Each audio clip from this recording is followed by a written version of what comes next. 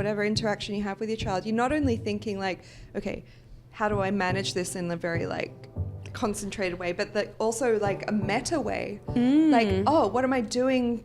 Like you're zooming out and looking at yourself being like, oh, is this going to like affect her when she's my age? Like, am I traumatizing her? Am I doing what I don't know. Exactly. Like, yeah. I'm always like, oh God, what's she going to say about me in therapy? Yeah. Like, yeah, exactly. It's really scary.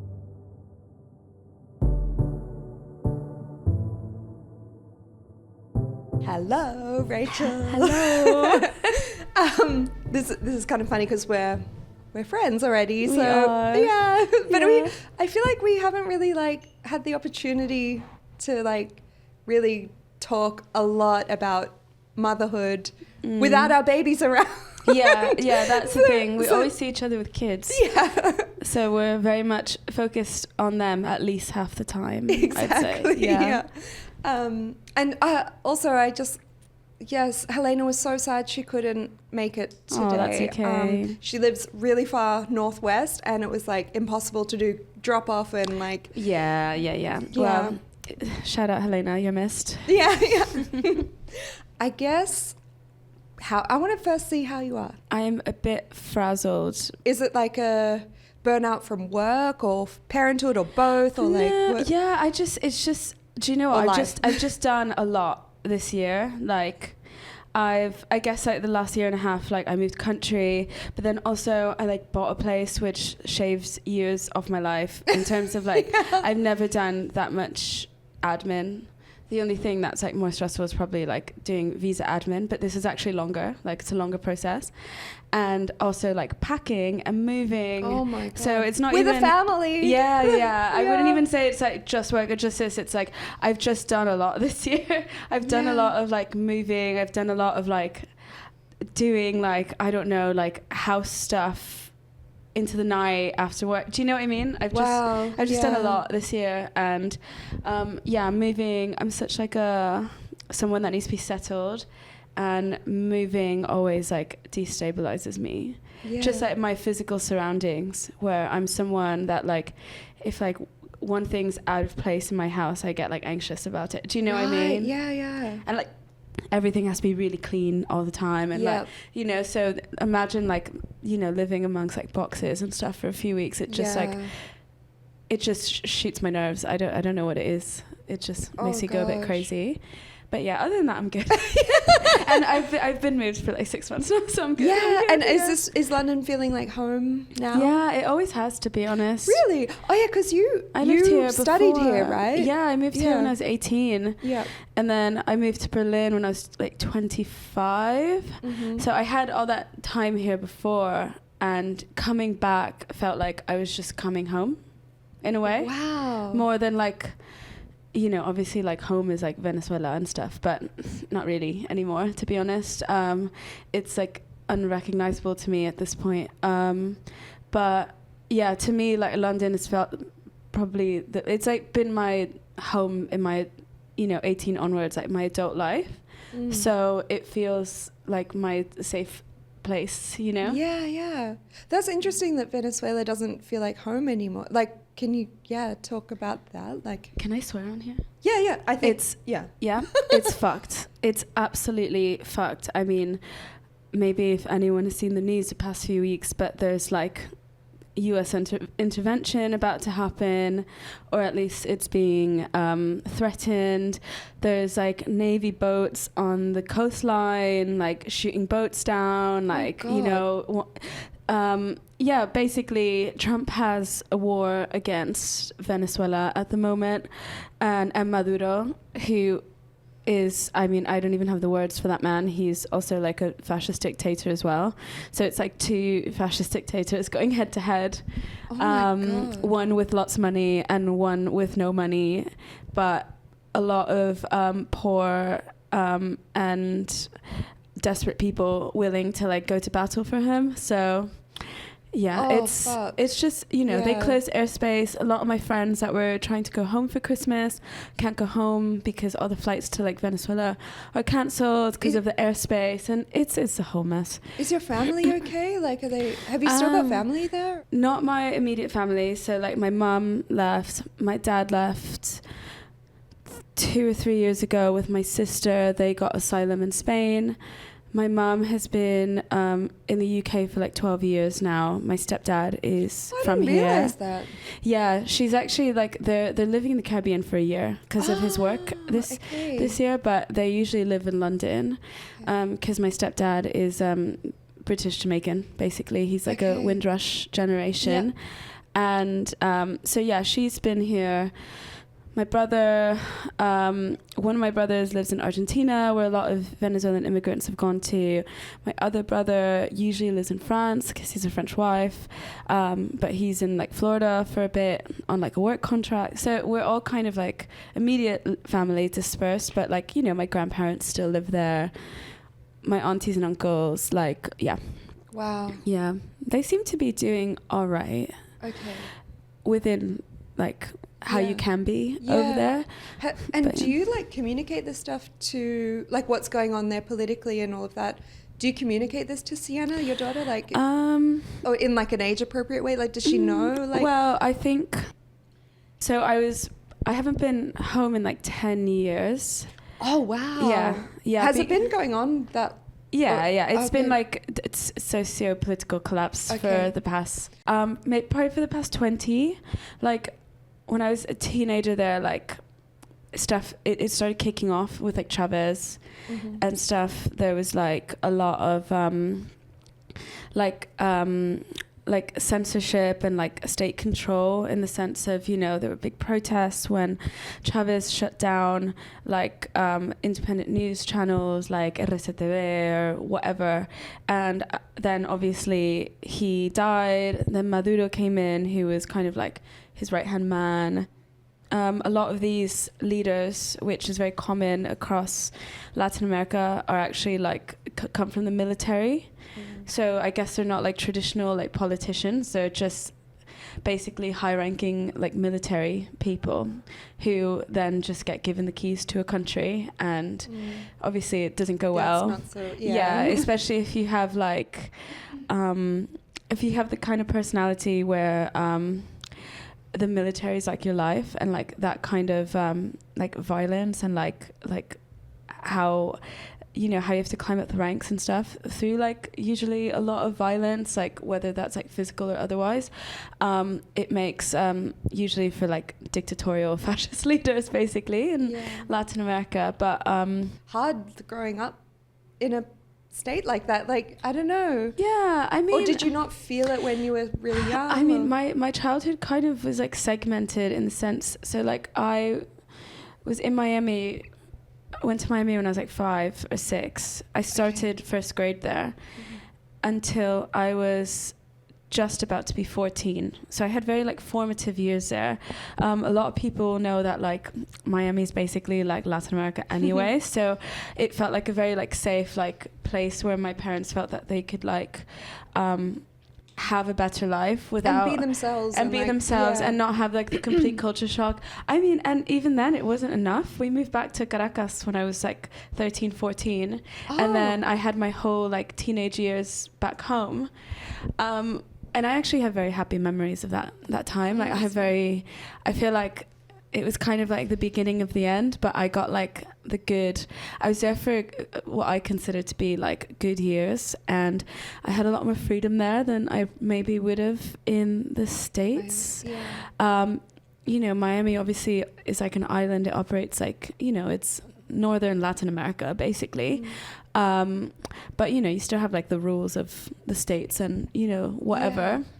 So like, you know, there's certain restrictions when you're younger, like, you know, like driving was a lot more strict, and like I could, you know, it's kind of lawless in Latin America, so I could just like go and take the car, and like, you know, it wasn't so much about like your license. I mean, I do have a license for the record now, but like, you know, my dad would just like teach me how to drive, and like, you know, okay, just go. Like, no one's going to stop you. That's so like, fun.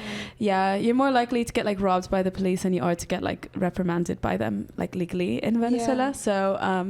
So yeah, I had happy times there. I think I had a lot of fun, and yeah, going to school there was interesting as well because it does that. It's like a baccalaureate system, so it's like very different.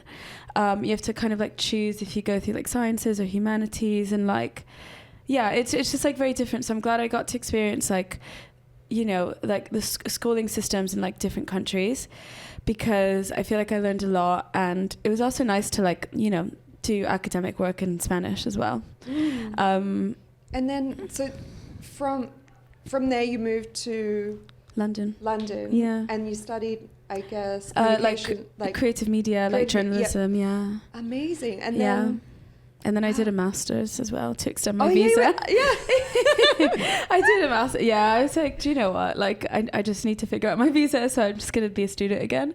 I did a master's in like gender studies and like literature, like feminist literature and stuff. Yeah. For fun. Yeah, which was nice. Is fun. It was fun. Yeah, it was nice to like just like do a master's course and like.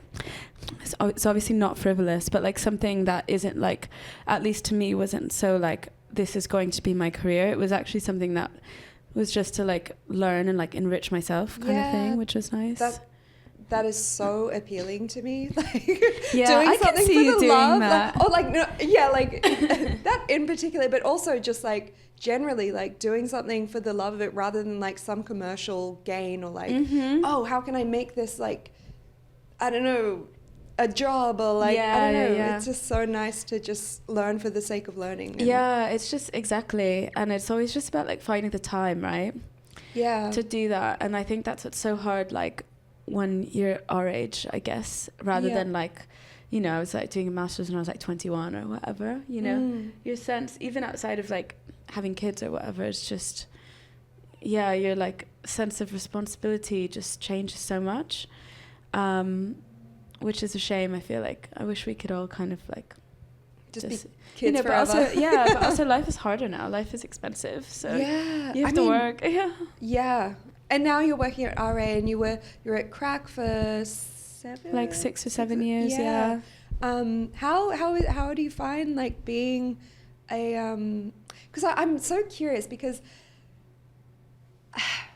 I feel like you're in a really creative kind of role, like being a writer and journalist and stuff, and in music. Yeah, totally. But also you have like the stability of like work, you know, you're like, you're employed. Yeah, which I'm very like fortunate, you know. Yeah. Our industry is like shrinking every day, basically. Yeah. And just like worldwide, just publishing and magazines and media is, you know, shrinking. And yeah, I'm very fortunate that these jobs still exist, you know, and we're trying everything we can to preserve them. Amazing. Because, like, I feel like, I don't know, as a parent who is a freelancer and, like, I don't know when invoices are going to get paid and, like, I don't have that, like, stability or like, financial stability, I guess. Yeah. And I sometimes wonder if it's like impacting my parenting or like when I'm like, oh, when am I going to get paid or something? And like, yeah, I sometimes I crave that stability. Yeah. Honestly, I've also been a freelancer before, and I could say obviously there's like stability, but I don't know. It just depends the kind of person you are. Like I could have a job or not, and I will always worry about money. Basically. Right, yeah. Is it just like an individual thing rather than like I think it's also like, at least to me, I think it's like a cultural thing. Okay. It's just always a worry, especially as an immigrant as well. I'm always worried about money because I always have to have money to get my visa. Yeah. Whether that's like paying for the whole process, that can cost like $5,000, you know, once you get the immigration lawyer, all the fees, this, that. So like, you need to be privileged enough already to like have the money to pay for these fees, and also you need to show that you earn money in order to even qualify for a visa. Yeah. So I think me personally, I'm always worried about that. Yeah, it's like you're being watched or something. Like I am. anyone could ask. Yeah, I mean, I literally, I get visas every 2.5 years. I literally need to like renew my UK one next year. That's a good point, because it is a cultural thing then. Because like... Yeah, just as like an immigrant, you're just like, oh God, I need to like...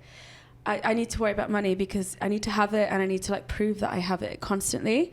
So I think I'm always going to be worried about that until I have like a passport. Also, another thing too is like, as like when you're here on a visa, you know, like a working visa or whatever, it's you're not allowed to like claim any kind of like benefits or like government support. So like if I didn't have money, if I did lose my job, then that means I wouldn't even qualify for like welfare, because of my visa. Like it literally says it on your visa, like does not qualify for like this and that, until you get like indefinite leave to remain. So basically until I get like permanent residency, I'm going to worry about it. Can you get it soon? If Keir Starmer doesn't change the laws, Keir. If you're listening, I'm a really nice person to have in this country. But I mean, they're trying to change it to 10 years to get indefinite. 10? Well, I don't know if they're trying to change it actually, or if they're just saying that to appeal to right-wing people here to keep them on side, which is completely possible, and it's happened many times before in a lot of politics.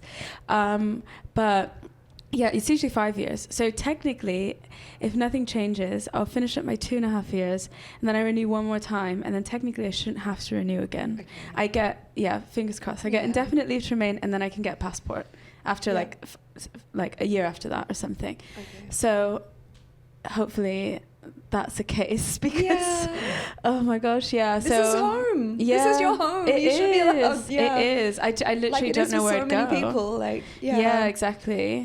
But it's like your experience throughout life has, and even just like this, for instance, like having to get a visa and stuff is going to be so different to Sienna's life.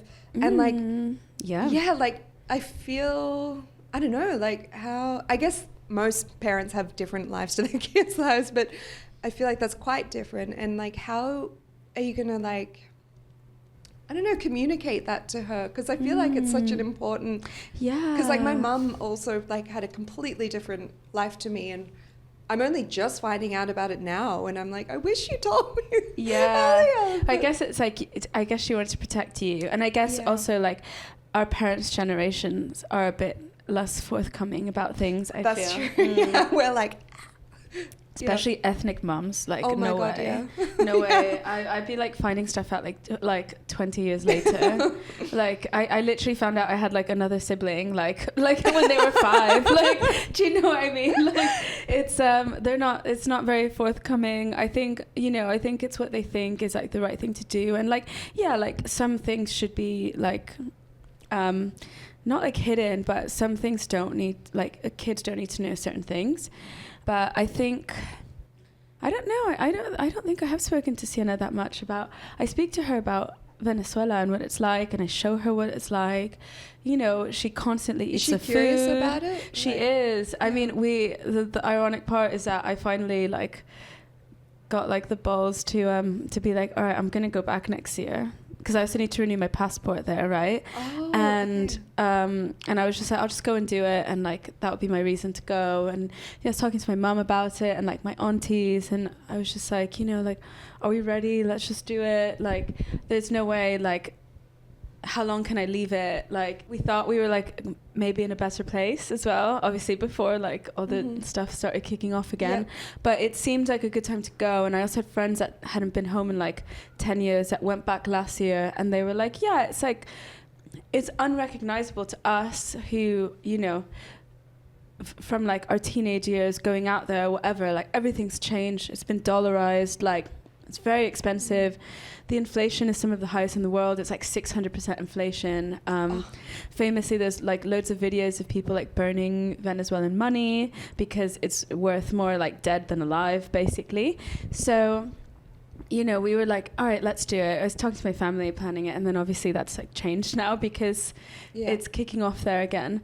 But I was gonna like take her with me, big time, and be like, all right, we're gonna go. You're gonna meet a bunch of your cousins. You're gonna see your extended family. All these places that I talked about, like not actual places because they're all like shut down or whatever, like my favorite spots when I was a teenager, but you know, certain beaches or like national parks or whatever. That's obviously gone to pot now, but yeah, she's aware of it. But I also think that I guess I like kind of struggled when she was younger. I think like I recognize this now, but you know, her first and dominant language is English, which was not mine, right? Yeah. I learned English when I was 6, right? So I'm native at this point. My English is perfect, but it's like, it's, you know, Spanish is my first language. It's like a language that I still speak a lot. I have a lot of friends who are Latin, and we speak Spanish to each other, or like from Spain or whatever. And I think I just struggled with the fact that she wasn't like speaking Spanish to me. And like I'd speak Spanish. You speak Spanish to her, right? I speak Spanish to her when I'm with her alone, right? Because usually we're around English speakers, which means obviously like we're going to communicate in the mutual language. But yeah, I think I really struggled with that. I was just like, why aren't you speaking Spanish? You're a Venezuelan child, you know? Yeah. And then her dad, like my partner, was like, she's actually half British too. I was like, wow, okay. I was like, rude, first of all. But excuse me, like, don't say that. But she is, and I think I recognize, you know, the simple words. I was like, holy shit. I was like, she is. I was like, she's the first mixed baby in my family. And I just like did not even consider that reality, even though it was the reality. She's half English. You know, her nanny is Irish, you know, and we like go to Ireland to like see like that side of her family, and I'm like, that's actually also her bloodline, which is mad. And just kind of something I never considered. I had like tunnel vision, but maybe I think, you know, looking back, it's probably also me maybe like trying to like extra project like my side of the culture, because I'm not in my culture, like, you know, I'm in British culture, which I love, honestly. I get on with it very well. I love living here for a reason. I like how it is here. I like the people here. I like how like unserious everyone is. It kind of reminds me of home in that kind of sense, like everyone, a bit loose and like everyone's just like a joker, like everyone's very unserious. And same in like Ireland and stuff. And like a lot of Australian people I meet as well. It's just like everyone's just like a silly Billy, you know. Yeah. And that's very like Latin vibes, you know. Like you said, everyone's like a bit loose. At least definitely compared to like living in Germany and like, you know, other places like that where they're just very like have their back up, you know. But yeah, I think maybe I was just like trying to like project that, or like kind of like extend like my culture more, because I felt like it was like maybe slowly disappearing, you know, even from myself. Like obviously it's always going to be you know, it is my identity, it's who I am, you know. It's not, you know, I still cook Venezuelan food at home, I still do Noche Buena, I still do all these things, you know. I have Venezuelan friends here, I have Venezuelan friends in Berlin. But I feel like, you know, my day-to-day is like the culture here. So maybe I felt like I was trying to like, overextend it to Sienna, because it's like, you know, the way I see it, I'm like, she's a part of me. So I want to see like me like reflected in her. Yeah. But then realizing that actually like I'm like part of that is me, but part of that's also someone else, you know? Yeah. And I think I have a similar thing with Jeannie, but like she looks so much like Tom that I'm like, okay, I'm just, she's not your child, sorry. but also like growing up with a mum who was brown and like a dad who was white, like I feel like my mum was she was kind of the opposite. Like she kind of didn't talk about her identity at all. But even though we were eating like Asian food and like had all these like cultural practices that were really kind of non-Western or whatever, but she would never explain it in a way that was like, oh, this makes us unique, or like this makes us who we are, like this is our culture. Yeah. And I think she does now. Like we talk about it a lot now, and like I hear all these stories about, I don't know, her growing up in, I don't know, like getting shot at and stuff. I don't know. Yeah. But I didn't know any of that growing up. So I think it's really cool that you're like telling Sienna about, you know, her Venezuelanness and like, like it's so cool. And yeah, because that is her. She is half you. Yeah, know? exactly. But she's also half someone else, which is the thing that I forgot that I couldn't really accept for a while. But no, her Spanish still needs to get better. One day when she listens to this, I'm gonna be like, girl, you need to speak more Spanish. I speak to her in Spanish, she replies in English, which does my head in. Yeah. I know. I feel like I'm turning into like an old like Latin mom when I'm just like, oh my god, so annoying. But I'm just like, habla español, you know, like speak to me in Spanish. But no, I think she's definitely in touch with it. And I think also like, yeah, there's no way she can't be. I definitely think I will hold off on telling her all the traumatic parts of maybe being the traumatic parts Venezuelan, which is like, I mean, at this point, the collective trauma we all have is just, you know, we're just like, you know, Venezuelans are, I think, the first or second, I don't know, as of this year, but like the biggest refugee group in the world. It overtook Syrians in the past like 5-10 years, because there's just been a mass exodus. Like 6 million people have like left our country because of the conditions. What is the population of Venezuela? Whatever it was, minus 6 million. I don't know. Oh wow. I don't. Too many to know. Like, yeah, but also, and you know, the fact that we're like a massive refugee group and 6 million people left means that it wasn't like, you know, a massive population compared to maybe like the UK or the US or whatever. It's you know, we're a big refugee group. You know, my dad and my sister are asylum seekers who are about to graduate from refugees to like residents soon, which is exciting, which means maybe they can come visit me now from Madrid. Nice. Usually I go there, but yeah, they're just not you know, when you're a refugee, you can't leave the country until you kind of have like different kind of status.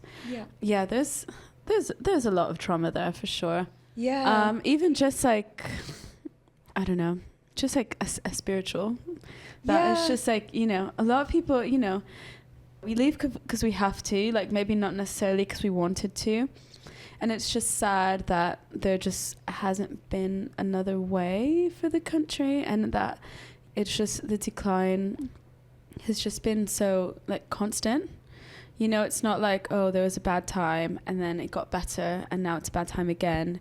It's like there was a really, really bad time. It kind of moved up to be like ambiently shit, and then it's just plummeted again. So I guess that kind of makes sense why you like really, because earlier in the conversation you were saying how you like home, like you have this like very strong sense of home and like your things in your place, like that would, I feel like that makes sense, right? Because like coming maybe from a history of like upheaval and like you know, moving around and like you know. I definitely, I mean, I've lived in like 4 different continents, a lot of them by choice, to be fair. Again, I also think it's a cultural thing. Like if there's any like Latin kids listening to this right now, most of them will know that like Latin moms are like militant about how clean the house is. Everyone knows that like 7 a.m. Saturday morning, like the Hoover's on, your mom's like banging on your door being like with a broom being like, get up, you're lazy, like, you know. Honestly, it's like a very it's I also think it's a big cultural thing that it's like this like need for everything to, you know, it's like this kind of like we can't sit still, you know. We just can't sit still. And I think when you can't sit still, you know, you just like clean stuff in your house and like you fiddle around with stuff and whatever. And I think definitely that's also something for my mom, that like, you know, everything has to be like clean. I also think it's like in some kind of weird way, it's this kind of like, you know, Latin America, it's very, there's so much like classism, right? It's like, it's like one of our worst afflictions. Like obviously classism and racism, but like the racism is kind of like absorbed by this like classism as well, right? It's like another symptom of the classism. And, you know, at least in Venezuela, like the class divide is huge. I mean, in Caracas, it is literally, the city is literally divided by class. So you have big highway, the Francisco Fajardo highway going. One side, there's apartment buildings, and the other side is favelas. And it's literally, you see an aerial shot, and yeah, it's like, you know, high-rise buildings, like normal apartment buildings, and then just like a whole like this like sea of favelas. And you know, my dad grew up in the favelas and my mom grew up in the like the more middle class side, like the buildings, right? And I think something that at least in Venezuelan culture is there's this idea that like clean means upper class. Clean means it's like this kind of like aspirationalism. Like Venezuelan culture is very about keeping up appearances and, you know, that kind of thing. Do you think you've internalized that and like I think my mom definitely did. And I mean, to be honest, she's also, I swear, like probably has some form of OCD as well. Like my brother actually has OCD, and I'm just like, my mom's like very like particular and like has her like her rituals. Do you know what I mean? So yeah, but I do think that also plays into it. Like maybe we don't realize that, like, you know, it's also this like aspirationalism, this like classism that is in our culture that I would say is probably across most Latin culture, because I have a lot of friends from like Colombia or Mexico or whatever who have parents that are very similar to this, do the same things. You know, there's like 5,000 memes out there about this. It's like very much a cultural phenomenon, right? And yeah, I think that also plays into it, that you know, we see as like keeping your house as like a sign of like wealth or like a class or whatever. And, you know, I think that was definitely internalized by my mom. And then obviously just habit, then I internalized that because I grew up in such a tidy house where like if I even left like one spoon in the sink, it would be like, you know what I mean? It's like, clean that up now, you know? Yeah. And now I'm just realizing that I'm becoming like that.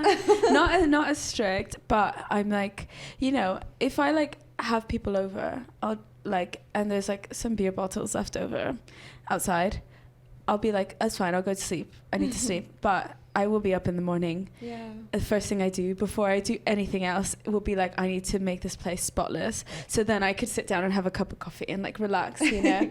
So there's definitely, yeah. I wonder if it's also like a sense of, because I feel like with something like cleaning or like keeping things neat is like a sense of control. And maybe 100%. Like Venezuelans or like, you know, you've obviously explained the culture and stuff of like, and also the politics, like how there's lack of control maybe, and like maybe that's a way of like feeling a sense of because like years of.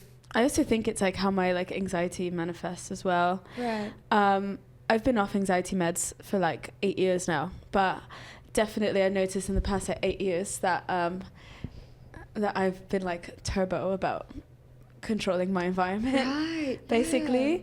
But I'm like, do you know what? if that's how I need to cope and the result is having a clean house, that's Yeah, not I that mean, bad. it's pretty good. It's pretty good. And Yeah. also, if it means that this is like my form of like medicating myself and not being on meds, which I didn't really want to be on anymore because I was on them for so long, then I was like, it's actually a win-win situation for me. Yeah, exactly.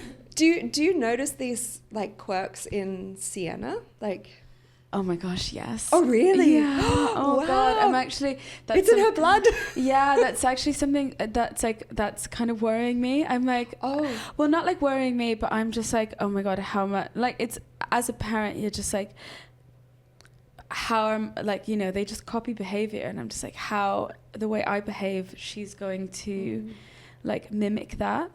And I'm just kind of like, oh shit, like, am I doing the right thing? Like, because in my head I'm like, yeah, she should be clean, like she should be tidy, but I'm just like, am I also like making her like how my mum made me, you know what I mean? And a bit like too much.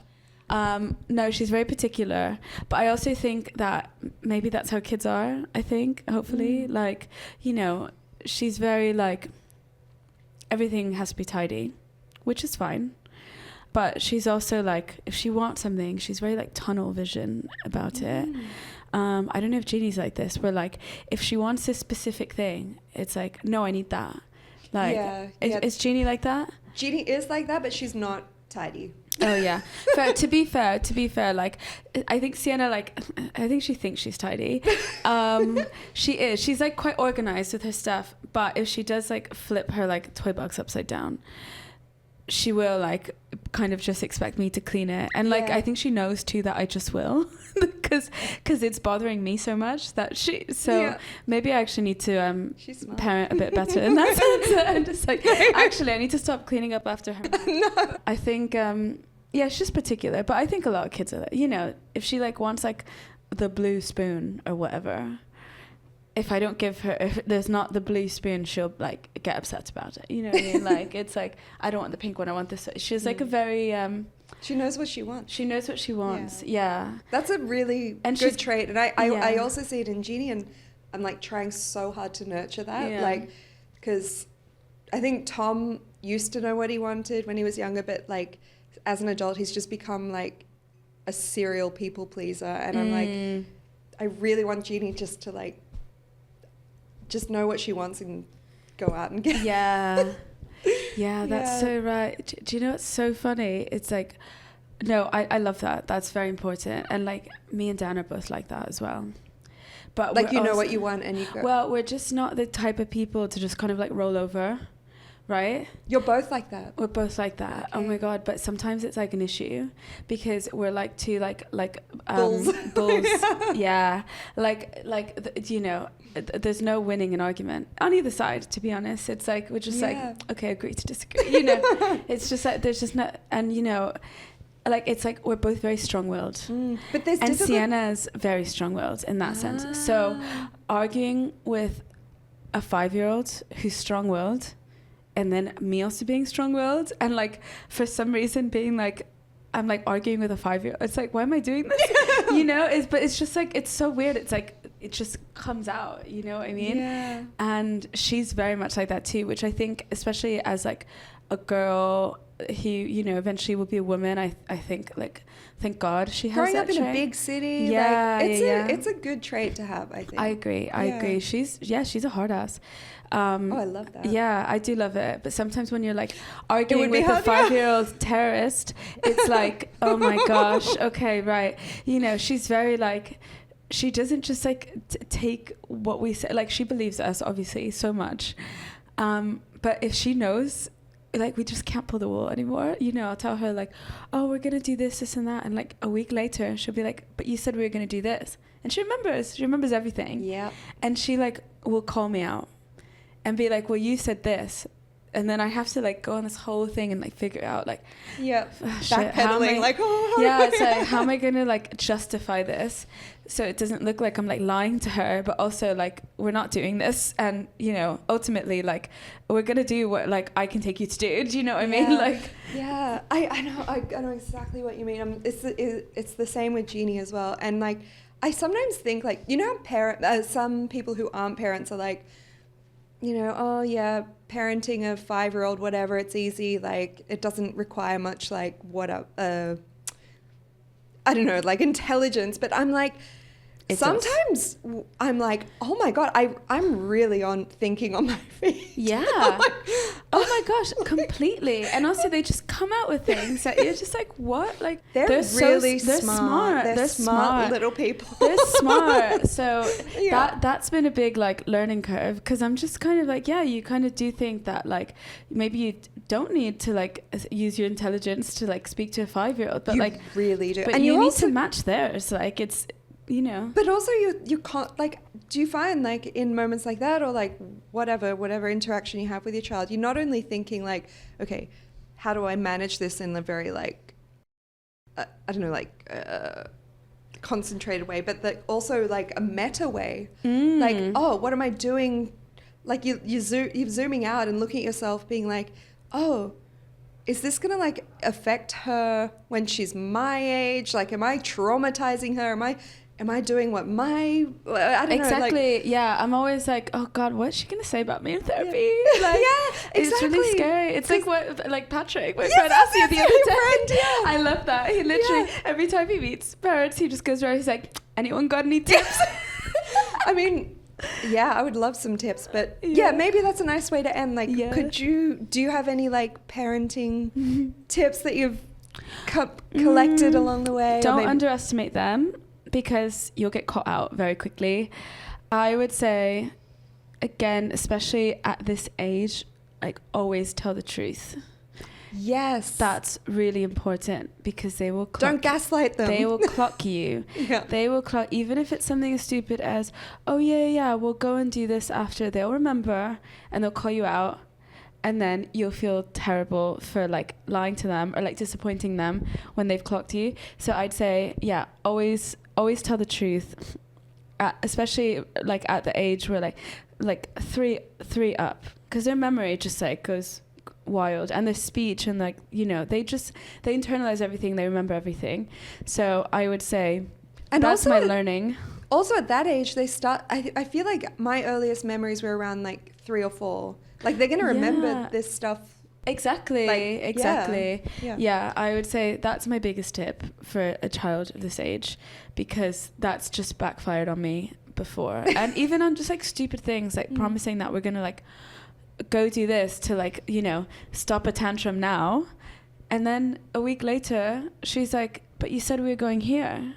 And I'm just like, girl, I just told you that so you stopped crying last week, but you remember, you know. So that's definitely a parenting mistake, I think. But so I would say always tell the truth.